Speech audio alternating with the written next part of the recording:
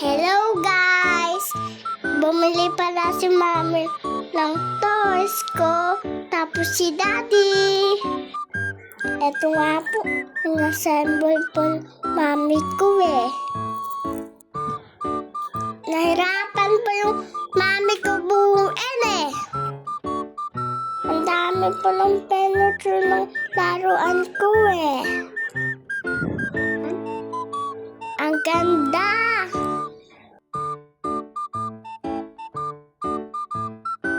Yan na po binubuo ng Mami eh. Mahirap po siya buuin.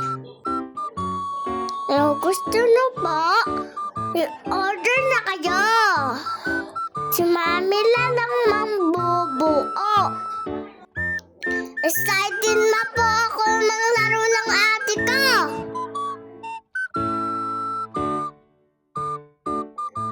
Ayan na po guys. Ang ganda na po. Konti na po, matatapos na ni Mami.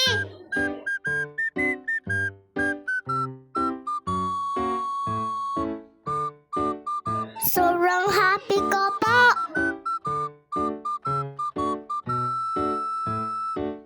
Binigyan ako ni Mami ng gift eh.